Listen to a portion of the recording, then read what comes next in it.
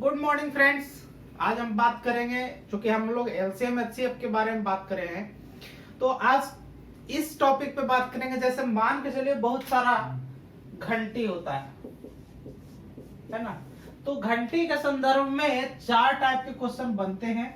कैसा क्वेश्चन बनता है, जैसे मान के चलिए कि चार घंटी कुछ समय के अंतराल पे बजा है, कुछ 15 सेकेंड, कुछ 20 सेकेंड, कुछ 25 सेकेंड और कुछ 30 सेकेंड, मतलब चार तरह के चार टाइम में बजा है।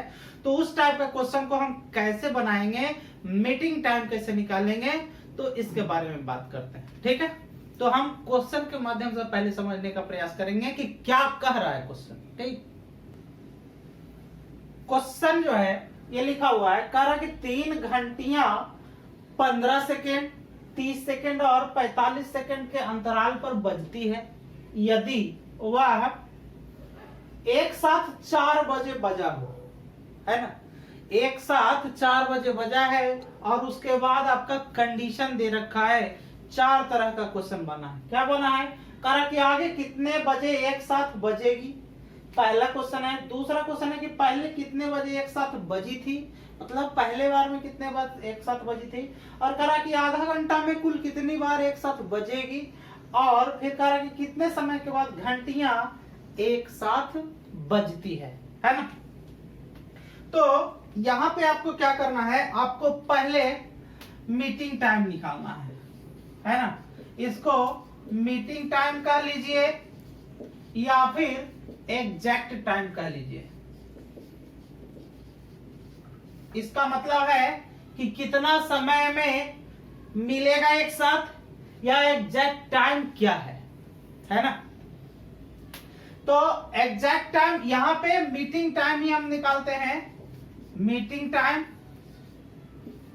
टाइम बराबर हो जाएगा, क्या हो जाएगा, क्वेश्चन टाइम। मीटिंग टाइम बराबर क्वेश्चन टाइम और प्लस माइनस एलसीएम, है ना। अब यहां पे क्या देख रहे हैं, हम मीटिंग टाइम निकले हैं, लिखे हैं question time plus minus LCM. किसका एलसीएम, एलसीएम ऑफ टाइम कर देते हैं इसको, एलसीएम ऑफ टाइम, है ना। तो यहां पे मीटिंग टाइम है या फिर एग्जैक्ट टाइम है, तो यहां पे मीटिंग टाइम लिखिए या एग्जैक्ट टाइम लिखिए, कोई फर्क नहीं पड़ता है। यहां पे क्या करा कि क्वेश्चन टाइम, जो टाइम दिया गया है कि कितना बजे एक साथ बजा था या एक साथ चलने का काम हुआ था, और एलसीएम ऑफ टाइम इसके अनुसार काम करना है। ठीक, तो पहला क्या कर रहा है कि आगे कितने बजे एक साथ बजेगी। पहले क्या करना है कि टाइम निकालना है ना।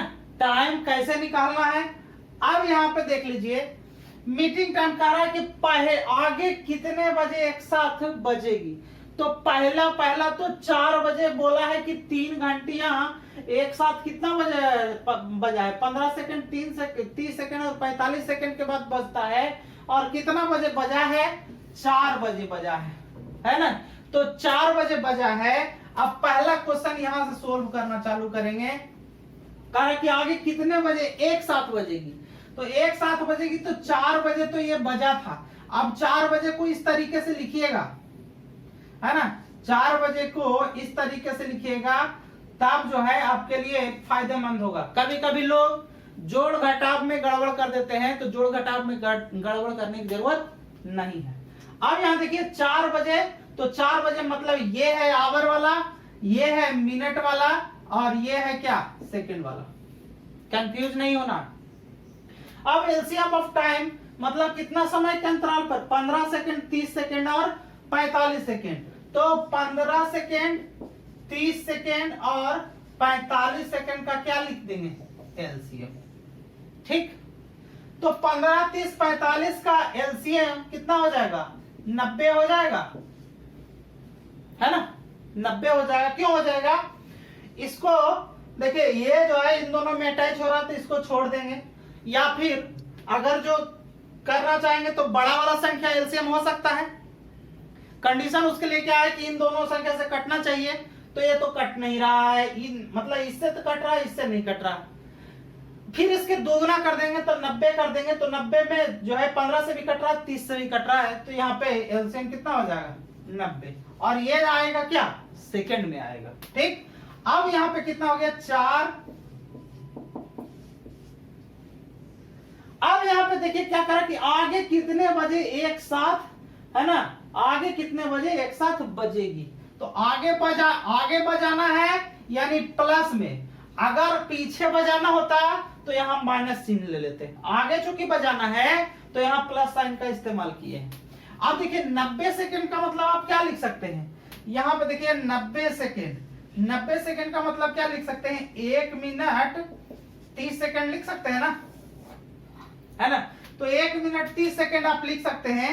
तो यहाँ पे क्या लिख सकते हैं, 4 बज के 1 मिनट और 30 सेकंड पर एक साथ बजेगी।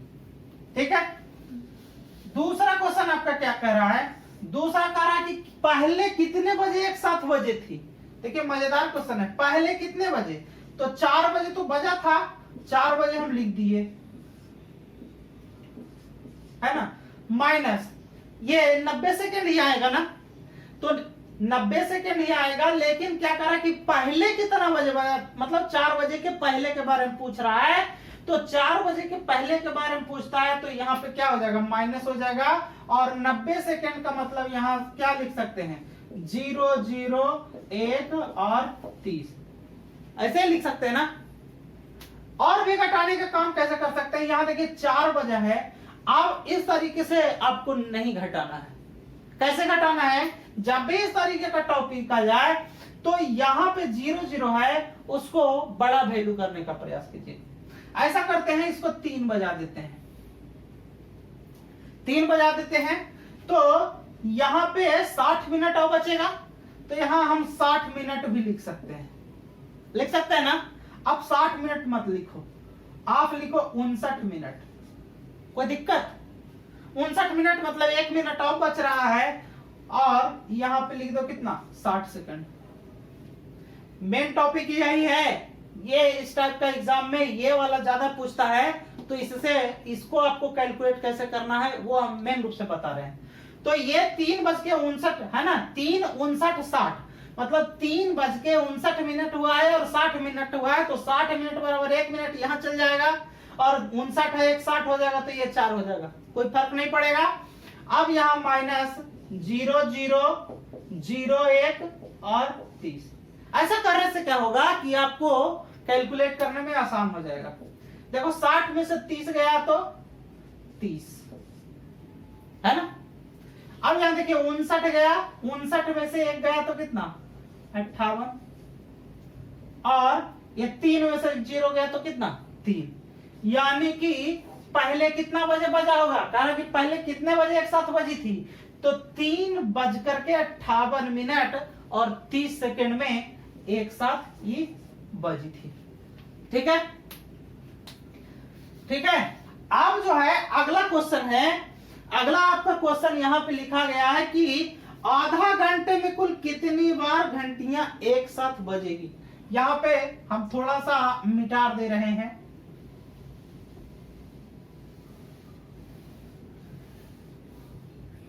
ये भी मिटार दे रहे हैं, आप इसको नोट कर लेंगे, नोट करने से आपको ज्यादा फायदेमंद होगा। ठीक है, यहां पे क्या है, तीसरा क्वेश्चन है, तीसरा क्वेश्चन है कि करा कि आधा घंटा में कुल कितनी बार। आप देखिए आधा घंटा इसका मतलब कितना 30 मिनट, और हमको कैलकुलेट करके आया था कितना 90 सेकेंड। तो ऐसा करते हैं, ये मिनट को जो है आप सेकेंड में बदल दो, ऐसे मिनट ही पहले हम लिखते हैं, और बटा 90 सेकेंड। ठीक है, 90 सेकेंड आया था ना। अब इसको क्या करोगे, इसको सेकेंड में बदल दो, 30 गुना 60 और बटा कितना 90, काट देंगे 30 तिया 90 और 3 से 20, मतलब कितना 20 बार। 20 बार ऐसी संख्या, 20 बार ऐसा होगा कि क्या होगा कि जो है आधा घंटा में कितना बार एक साथ बजेगा, 20 बार बजेगा। ठीक है, और यहाँ पे एक चौथा क्वेश्चन है, कह रहा है कि कितने समय के बाद घंटियां एक साथ। तो जब भी कितने समय के बाद बोल दिया, इसका मतलब एलसीएम ऑफ टाइम बोल रहा है ना। तो एलसीएम ऑफ टाइम, तो एलसीएम ऑफ टाइम 15, 30 और 45 का क्या लिख देंगे एलसीएम। इसका एलसीएम कितना आया है 90 सेकेंड आया है। इसका कहने का मतलब है कि करंट कितने समय के बाद, तो 90 सेकेंड के बाद घंटियां, तीनों घंटियां एक साथ बजेगी। ठीक है, तो मेन यहां पे क्या है, मेन आपको जो है ये घटाने का तरीका हमको सिखाना था। यही से क्वेश्चन आता है, क्वेश्चन यही से आता है, तो इसको यहां पे हाईलाइट कर रहे हैं। ठीक है, आगे भी और भी क्वेश्चन है, आगे अगले टाइप का क्वेश्चन है। जैसे मान के चलिए कि एक वो वृत्ताकार क्षेत्र है, उस पे 3 आदमी रन कर रहा है या 4 आदमी रन कर रहा है, तो ये तो हमको बताने का तरीका था कि अगला क्वेश्चन कैसे बनेगा, इसके हिसाब से बताएं। ऐसा नहीं है, ये तो हल्का चीज है, लेकिन जो है आपको उस पे क्वेश्चन कैसे बनेगा, क्वेश्चन किस टाइप का बनेगा, उसके बारे में बात करते हैं। तो क्वेश्चन के माध्यम से देखते हैं। देखिए ये क्वेश्चन एक लिखे हैं कि कह रहा है कि 12 किलोमीटर लंबे वृत्ताकार मार्ग पर 3 धावक ABC एक ही समय में एक ही बिंदु से और एक ही दिशा में चलना प्रारंभ करता है ना। कह रहा है, जैसे जैसे पहले कह रहा है वैसे एक फिगर बना देते हैं। तो कह रहा है कि एक वृत्ताकार मार्ग है जिसका लंबाई कितना है 12 किलोमीटर है।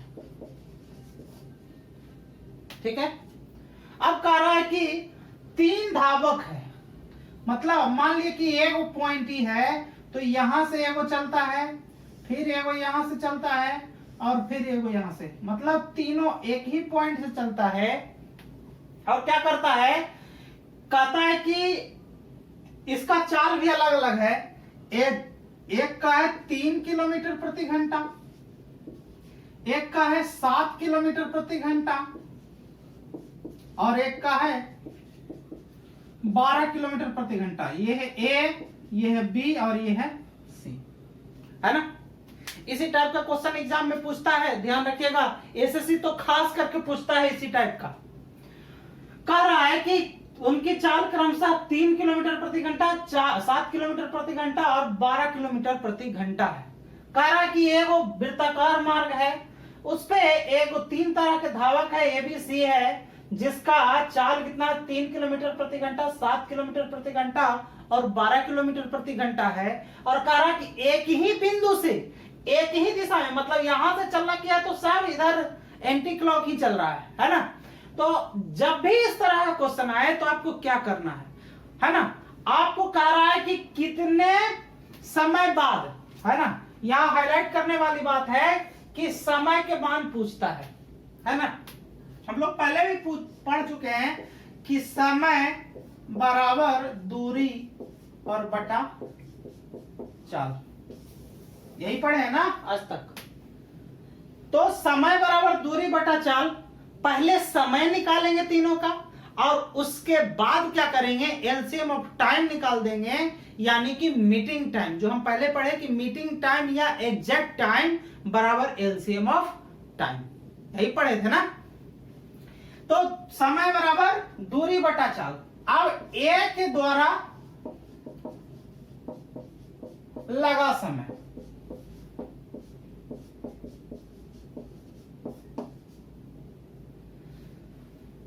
ऐसे नहीं, इसको ऐसे नहीं लिखिए, इसको ऐसे लिखते हैं, ए के द्वारा 12 किलोमीटर की दूरी, 12 किलोमीटर की दूरी तय करने में लगा समय। तो समय बराबर क्या, दूरी और बटा चाल। दूरी तो समान रहेगा, क्योंकि ये कितना किलोमीटर का है, इसका डिस्टेंस 12 किलोमीटर का है, तो समय बराबर दूरी। ये तो वृत्ताकार पथ है, तो एक बार चलेगा फिर बार बार रिपीट होगा। तो लगा समय बराबर 12, है ना। समय बराबर दूरी और बटा चाल। पहला वाला के लिए पूछ रहे हैं, ए के लिए पूछ रहे हैं, तो 12 और बटा 3, ये क्या हो जाएगा, घंटा में हो जाएगा। उसी तरह से बी द्वारा लिखेंगे तो कितना हो जाएगा, 12 बटा 7 घंटा हो जाएगा। उसी तरह से सी बराबर लिख देंगे कितना, 12 अब बटा 12 घंटा, यही होगा ना। अब क्या कर रहा है कि मीटिंग टाइम कितने समय बाद एक साथ मिलेंगे, एक साथ मिलेंगे यानी कि क्या, मीटिंग टाइम। मीटिंग टाइम, तो मीटिंग टाइम बराबर एलसीएम ऑफ टाइम, मतलब समय का क्या, एलसीएम। तो समय हमको तीनों का निकाल के आया कितना, एक का आया है 12/3, एक का आया है 12/7 और एक का आया है 12/12। और इसका हमको क्या निकालना है, एलसीएम निकालना है। अब आपको याद होगा कि सबसे पहला दिन जो है हम बोले थे कि जब भी कोई नंबर P/Q के रूप में आए, मतलब कोई संख्या अंश और हर के रूप में आ गया, तो मीटिंग टाइम आप एलसीएम उसका कैसे निकालेंगे। अगर एलसीएम निकालने के लिए कहा है तो ऊपर वाला संख्या मतलब न्यूमरेटर, न्यूमरेटर का एलसीएम अब बटा डिनोमिनेटर का क्या, एचसीएफ, है ना। तो यहाँ 12 12 12 का एलसीएम निकाल देंगे, यहाँ क्या हो जाएगा 12 12 और 12 का क्या, एलसीएम बटा 3 7 और 12 का एचसीएफ, 3 7 और 12 का क्या, एचसीएफ। ठीक है। अब हम क्या बोले थे पहले क्लास में कि जब भी संख्या बराबर आ जाए एलसीएम भी उतना ही होगा, या फिर संख्या बराबर आ जाए तो एचसीएफ भी उतना ही होगा। कहने का मेरा मतलब है कि यदि कोई संख्या बहुत टर्म में आ रहा है लेकिन संख्या का मान बराबर है तो उसका एलसीएम और एचसीएफ का मान क्या होता है, बराबर होता है। तो यहाँ 12 12 12 का एलसीएम कितना हो जाएगा, 12 हो जाएगा, तो यहाँ 12 हो गया बटा यहाँ 3 7 12 का एचसीएफ निकालना है। ध्यान करिए पहले क्लास में हमने बोला था कि जब भी दो संख्याओं का पहले एचसीएफ निकाल लीजिए, है ना। जब भी तीनों में कॉमन कुछ नहीं दिखे तो ऐसा कीजिएगा कि दो संख्या के बीच एचसीएफ निकालिए। तो दो संख्या के बीच 3 और 7 के बीच एचसीएफ निकालते हैं तो उसका एचसीएफ कितना आता है, 1 आता है। ठीक। हम एक पॉइंट उस दिन और मतलब चर्चा किए थे कि यदि दो संख्या के बीच एचसीएफ यदि 1 आ गया तो संख्या चाहे कितना भी दिया हुआ हो उसका एचसीएफ का वैल्यू 1 होगा, हमेशा 1 होगा, इसमें कोई डाउट नहीं है ना। तो इन दोनों के बीच एचसीएफ कितना आया, 1 आया। अब इसके बाद कितना भी संख्या रहे उससे हमको मतलब नहीं है, वैल्यू कितना हो जाएगा, एचसीएफ का मान 1 हो जाएगा। तो 1 हो गया तो यहाँ कितना हो गया, 12/1, है ना। तो यहाँ हो गया 12 घंटे, यही हमारा क्या हो जाएगा, आंसर हो जाएगा। ठीक है। तो इसी टाइप का क्वेश्चन पूछा है, पूछते रहा है और पूछते रहेगा।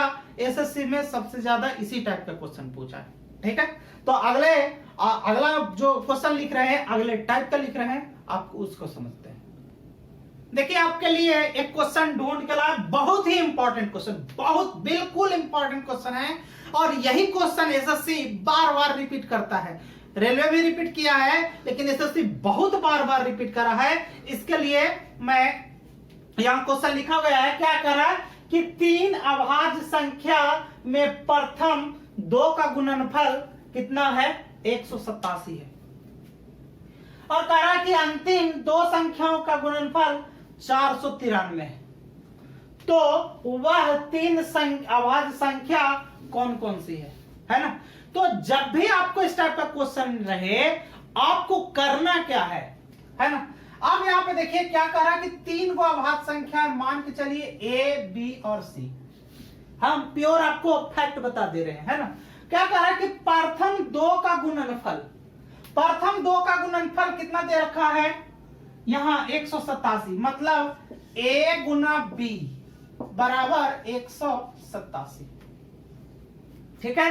और अंतिम 2 का गुणनफल मतलब ये ना b गुना c, इसका मान कितना दे रखा है, 493, है ना। जो दे रखा है उसको लिख दिए। अब ये कहोगे कि भाई ए का मान कैसे आएगा, बी का मान कैसे आएगा और सी का मान कैसे आएगा। यही तो क्वेश्चन पूछा है कि एबीसी का मान कितना होगा। तो एबीसी का मान निकालने के लिए क्या करते हैं, पहले इसको तोड़ देते हैं। तो 187 को पहले तोड़ते हैं, है ना। अब यहां पे देखिए क्या कर रहा है, यहां पे अभाज्य संख्या। तो अभाज्य संख्या 2 होता है, 3 होता है, 5 होता है, 7 होता है, 11 होता है, 13 होता है, इसी तरह से आगे भी होता है। 2 से तो कटेगा नहीं, 3 से काट के देखो। तो 3 से कटने का रूल क्या है कि सबको जोड़ दो, यदि वह संख्या 3 से कटेगी तो 3 से कट जाना। तो यहां देखिए 1 8 9 और 9 7 16, 16 3 से नहीं कटता है, मतलब 3 से तो नहीं कटेगा, तय है। फिर इसके बाद 5 से काटो, तो 5 से कटने के लिए लास्ट में 0 होना चाहिए या 5 होना चाहिए, वो भी नहीं है ना। फिर 7 से काटो, तो 7 से कटने का रूल है कि यदि कोई संख्या 3 वो संख्या है लगातार रिपीट करेगा तब कटेगा। ये 3 वो तो संख्या है लेकिन रिपीट नहीं कर रहा, तो ये 7 से नहीं कटेगा। 11 से काटिए, तो 11 से कटने का रूल है कि अल्टरनेट वाला को जोड़ दीजिए। अल्टरनेट वाला मतलब इसको और इसको जोड़ दीजिए। तो इसको आप जोड़ेंगे तो 7 1 8 हो जाएगा, और इससे घटा दीजिए तो कितना होगा, 8 में से 8 गया क्या, 0। मतलब 11 का डिविजिबिलिटी का रूल ही वो है कि यदि अल्टरनेट को जोड़ के और फिर आपस में घटाने के बाद यदि वह 0 आए या 11 आए या 11 के मल्टीपल में आए, तब वह संख्या जो है 11 से कटेगी। ये तो 11 से दिख रहा है कट रहा है, तो 11 से काट देंगे इसको, है ना। तो 11 एकम 11, 7 11 7 77। मतलब इसको हम क्या लिख सकते हैं, 11, इसको हम क्या लिख सकते हैं, इसको हम लिख सकते हैं 11 और गुना 17। ठीक है। ठीक उसी तरीके से इसको तोड़ने का प्रयास कीजिए, तो 2 से भी नहीं कटेगा, 3 से कटता है क्या, नहीं कटेगा। कोशिश करिए कि यही दोनों जो 10 संख्या है उससे काटने का प्रयास कीजिए। तो ये 11 से ही कटेगा क्या, देखिए ये 4 3 7 है और ये 9 है, तो नहीं कटेगा। तो 17 से काटने का प्रयास कीजिए। तो यहाँ पे लिख दीजिए 17 से काटेंगे तो 70, यहाँ देखिए 493 को 17 से भाग देंगे, 70 दूनी 34, कितना हो गया 34, 15 70 9 53 से। ठीक है। तो ये कट जा रहा है, मतलब 29 बार, यानी कि यहां लिखिए 17 और गुना क्या 29। ठीक है। अब अभाज्य संख्या का गुणनफल बोला है, हमने तो यहां भैया लिख दिया। अब आपको क्या करना है, आपको अब कंपेयर करना है। कैसा कंपेयर, जैसे यहां पे देखिए, यहां पे क्या करना है, यहां देखिए बी और बी मिल रहा है, इसमें भी बी और बी मतलब 17 और 17 मिल रहा है। इसका मतलब बी का वैल्यू कितना हो जाएगा 17। अब देखिए यहाँ a गुना बी का वैल्यू 11 गुना 17, तो b का वैल्यू तो 17 हो गया, तो a का वैल्यू ऑलरेडी 11 हो गया, तो a का वैल्यू कितना हो जाएगा 11। उसी तरह से यहाँ c और b का वैल्यू इतना दे रखा है, b तो निकाल गया, तो c का वैल्यू कितना 29, c का वैल्यू 29, है ना। ये हमारा आंसर हो गया। ठीक है। क्वेश्चन क्या कर रहा है कि ए बी सी तीनों संख्याएं पूछ रहा है ना, 17 11 और 29, ये 3 गो संख्या हो गया। ठीक है ना। क्वेश्चन क्या घुमाता है, कह रहा है कि तीनों जो संख्या आएगा या कोई संख्या आएगा उसका जोड़ क्या होगा, इस टाइप का क्वेश्चन पूछा है। तो अगला क्वेश्चन उसी टाइप का, अगला देखिए क्वेश्चन इसी टाइप का थोड़ा सा घुमा के पूछा है। क्या पूछा है, कह रहा है कि 3 अभाज्य संख्या में प्रथम 2 का गुणनफल 143 है। कह रहा है कि अंतिम 2 संख्याओं का गुणनफल 299 है, तो उन संख्याओं का योगफल क्या होगा। मतलब आपको 3 गो अभाज्य संख्या लेना है, ए बी सी, और ए और बी का गुणनफल कितना दे रखा है 143, और B और C का गुणनफल कितना दे रखा है इन दोनों का 299। अब आप क्या करेंगे, इसको आप तोड़ेंगे तो देखिए ये हमको दिख रहा है कि 11 से कट रहा है ना। तो 11 गुना 13। अब कोशिश कीजिएगा कि ए को जब ढूंढ लिए तो या तो ये 11 से कटेगा या 13 से कटेगा, ये ध्यान में रखिएगा। तो 11 से कटने के लिए ये नहीं कटेगा 11 से, चूंकि इसको जोड़ते हैं तो 11 में से 9 जाएगा तो 2 बच जाएगा, तो 11 से नहीं कटेगा। 13 से काटने का प्रयास करते हैं तो यहाँ 299 में 13 से भाग देंगे, 13 दूनी 26, 3 33 39, मतलब 13 गुना 23 या 13 गुना 23 जो आया उसको हम लिख दिए। अब क्या करना है, ठीक वही प्रोसेस, b तो कॉमन है तो इसमें कॉमन ढूंढिए, यानी कि b का वैल्यू कितना हो जाएगा 13, तो a का वैल्यू कितना हो जाएगा, a का वैल्यू कितना हो जाएगा, a का वैल्यू हो गया, यहाँ देखिए a गुना b था, यहाँ a का वैल्यू 11 और c का वैल्यू कितना, यहाँ से 23। अब क्या पूछ रहा है कि तीनों संख्याओं, मतलब इन वो जो संख्या है अवैध संख्या उसका योगफल, तो a प्लस b और प्लस c का मान हो गया 13 प्लस 11 और प्लस कितना 23, ठीक है। तो 13 यहां जोड़ेंगे, 3 1 4 और 3 कितना 7, 2 1 3 और 1 कितना 4, मतलब 47 उन संख्याओं का क्या हो जाएगा, जोड़ हो जाएगा। इसी टाइप के क्वेश्चन पे ज्यादा फोकस किया है, आप एसएससी में इसको उठा के देख लेना, कहीं से कहीं ना कोई ये क्वेश्चन पूछा गया है ना। और भी मजेदार वीडियो के लिए और भी अच्छा वीडियो के लिए हमारे साथ आप बने रहिए, है ना। मिलते हैं अगले सेशन में, आज के लिए इतना ही, धन्यवाद।